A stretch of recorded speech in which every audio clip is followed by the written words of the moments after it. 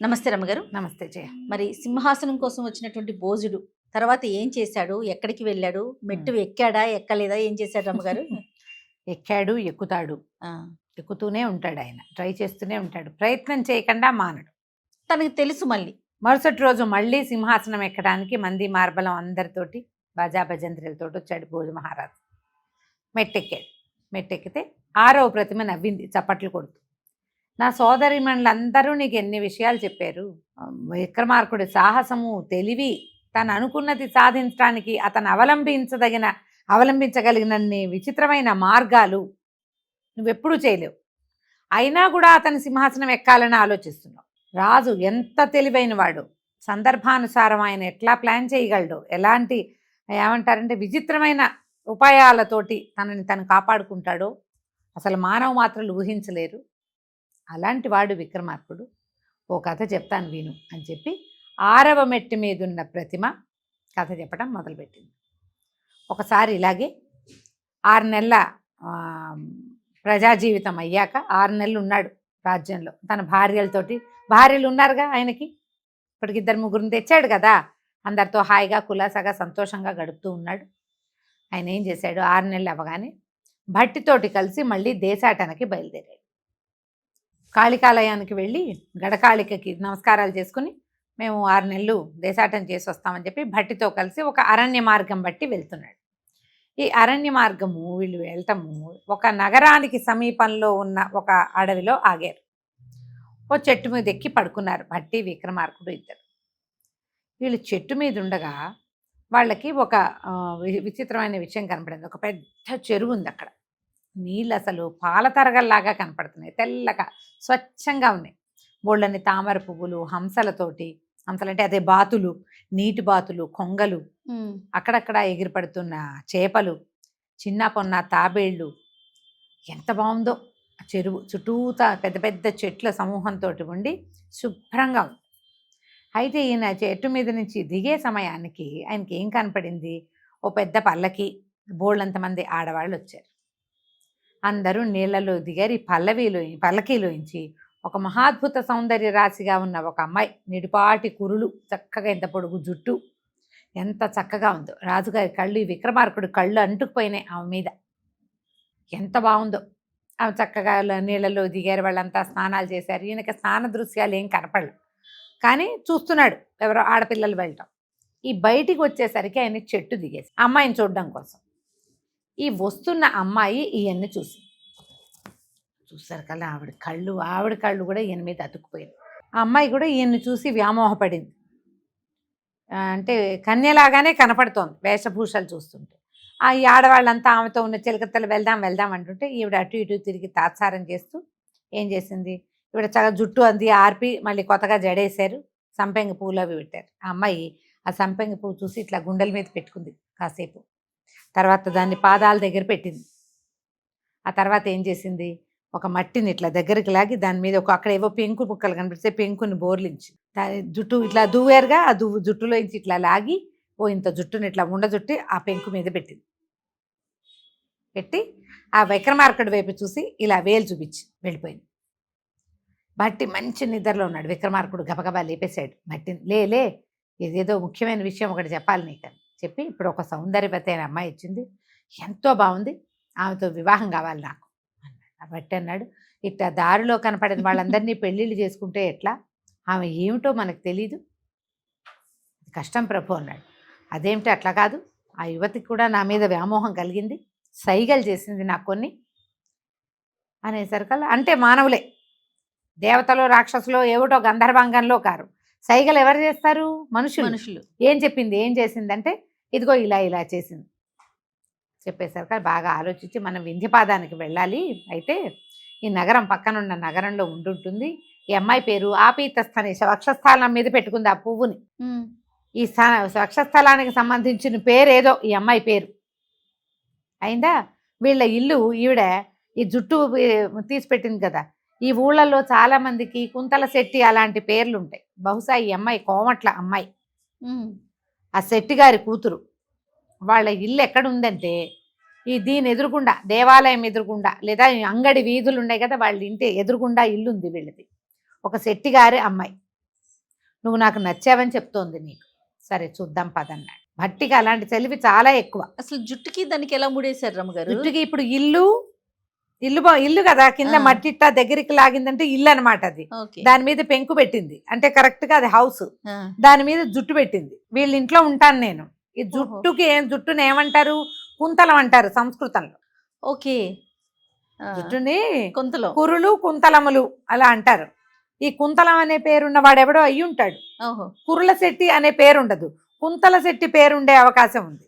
శభాష్. కాబట్టి ఇలా అయ్యి ఉంటుంది. వీళ్ళు చూద్దామని ఏం చేశారు, ఇద్దరు భేతాళుడికి తమ వస్త్రాలు సామాన్లు అప్పచెప్పారు. భేతాళుడు అదృశ్య రూపంలో వీళ్ళ వెనకాలే ఉంటాడుగా. వస్త్రాలు శెట్టిగారి వేషం వేసుకున్నారు. ఇద్దరు వ్యాపారస్తుల వేషం వేసుకున్నారు.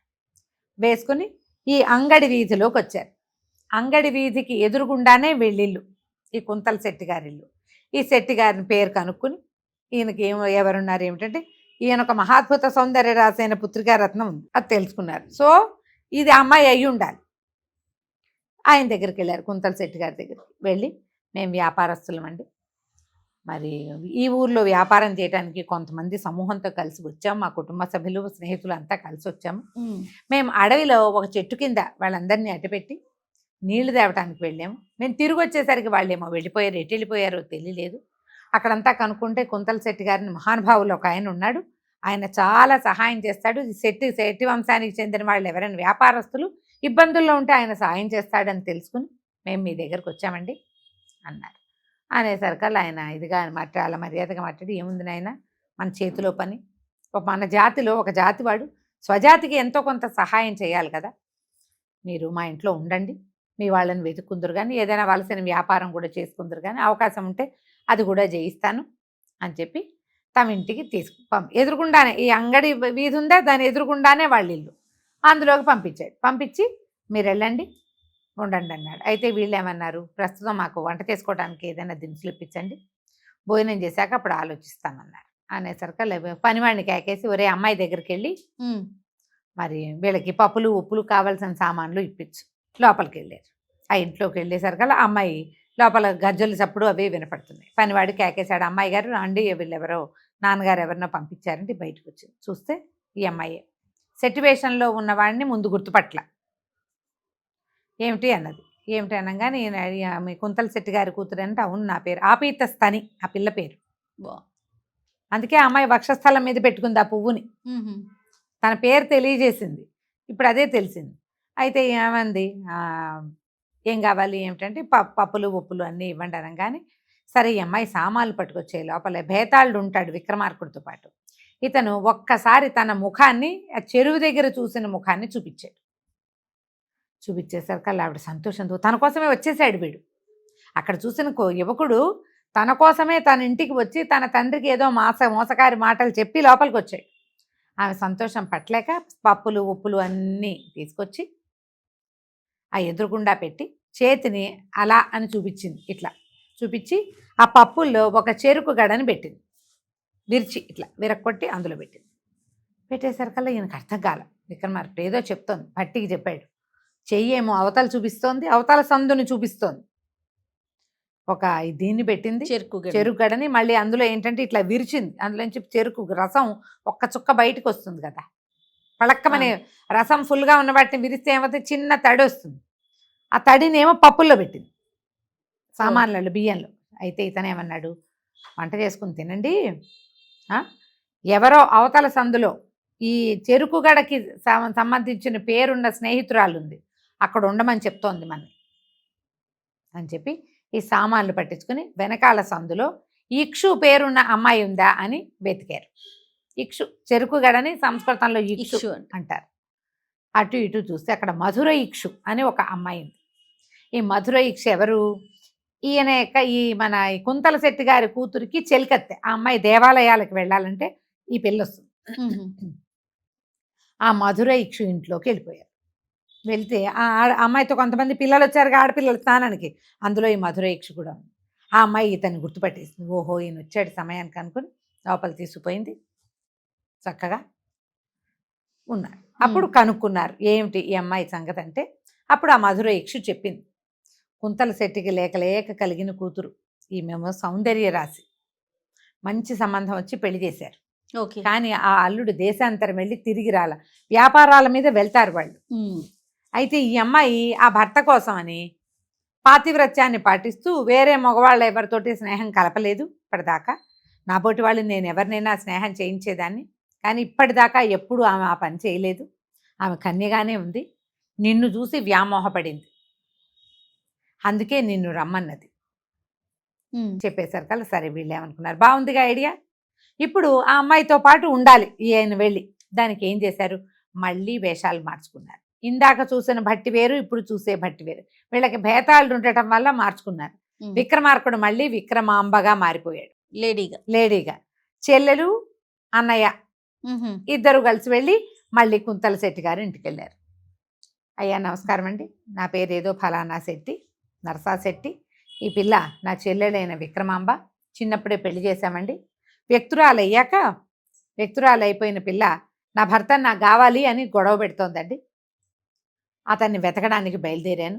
చాలా ఊళ్ళు వెంబడి పెట్టుకునే తిరిగా. ఇంకా ఎన్నాళ్ళు ఈ వయసు వచ్చిన పిల్లని వెంట పెట్టుకు తిరుగుతా, పిల్లేమో అందగత్తి అయిపోయింది.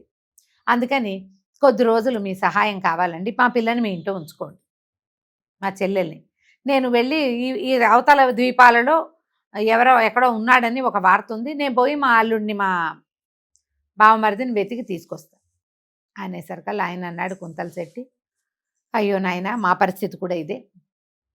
మా పిల్ల అల్లుడు కూడా దేశాంతరం వెళ్ళి రాలేదు. మా పిల్ల అయితే నా మొగుడు నాకు తెచ్చి అని గోల పెట్టట్లా. అలాగే ఏదో భర్త గల బ్రహ్మచర్యాన్ని అనుభవిస్తూ ఇంట్లోనే ఉంది. ఏం పర్వాలేదు నాయన, మా పిల్లకి మీ పిల్ల తోడు ఉంటుంది, నేను ఉంచుకుంటానులే అని చెప్పేసి కూతుర్ని కేకేసి, ఏ విక్రమాంబ ఈ అమ్మాయి పేరు, మన ఇంట్లో ఉంటుంది, నువ్వు సొంత చెల్లెలాగా చూసుకోవాలి ఈ పిల్లనని ఆ అమ్మాయికి ఆ ఆపీతస్థానికి దీన్ని అప్పచెప్పారు, ఈ విక్రమాంబని అప్పచెప్పారు. భట్టి గారు జామ్ అని వెళ్ళిపోయాడు. అలా కావాల్సిందేంటి, ఈ విక్రమార్కుడిని అమ్మాయితో ఉంచటం అంతే. వాళ్ళిద్దరూ లోపలికి వెళ్ళిపోయారు. బాగా ఆ కబుర్లు ఈ కబుర్లు చెప్పుకున్నారు. నీ ఆపీతస్థానం ఏమిటి, నీ పేరు బాగుండలేదు, అమరావతి అని పెట్టుకుంటాను, ఎంత బాగుందో అమరావతి అంటే. నిన్ను చూస్తేనే స్వర్గం దిగొచ్చినంత అందంగా ఉన్నావు, దేవకన్యల్లే, కాబట్టి నీ పేరు అమరావతి, నన్ను నువ్వు విక్రమ అని పిలవచ్చు అని చెప్పింది. విక్రమ అమరావతి, విక్రమ అని పిలుచుకుంటూ సంతోషంగా 4-5 రోజులు ఉన్నారు. ఓ 3-4 రోజుల తర్వాత ఏమైంది, నాకు నిద్ర పట్టట్లేదు అని పదే ఈ విక్రమాంబ చెప్తుంటే, నా పక్క మెత్తగా ఉంటుంది, నువ్వు నాతో పాటు పడుకుందువు కానీ రమ్మని తన మంచం మీద పడుకోబెట్టుకోవడానికి తీసుకుపోయి, ఈ నిద్రలో ఉన్న అమరావతి పక్కకి తిరిగి తన పక్కనున్న ఈ విక్రమాంబ మీద కాలు చెయ్యి వేసేసరికి ఆమెకు తెలిసింది తన పక్కన పడుకున్నది స్త్రీ కాదు, పురుషుడు. ఆమె దీపం తెచ్చి చూసి తెలుసుకుంది, తన చెరువు దగ్గర చూసిన వాడే ఇతను. ఇక తండ్రికి తెలియకుండా వీళ్ళిద్దరూ కలిసి హాయిగా ఉండేవాడు, ఇంట్లోనే ఉన్నారు. రోజులు ఇట్లా గడుస్తున్నాయి. ఎలా విక్రమార్కుడు ఈ అమరావతి అని పిలువబడుతున్న ఆపీనస్థానిని పెళ్లి చేసుకున్నాడో మనం వచ్చే భాగంలో తెలుసుకుందాం. తప్పకుండా రమ్మగారు. నమస్తే. నమస్తే.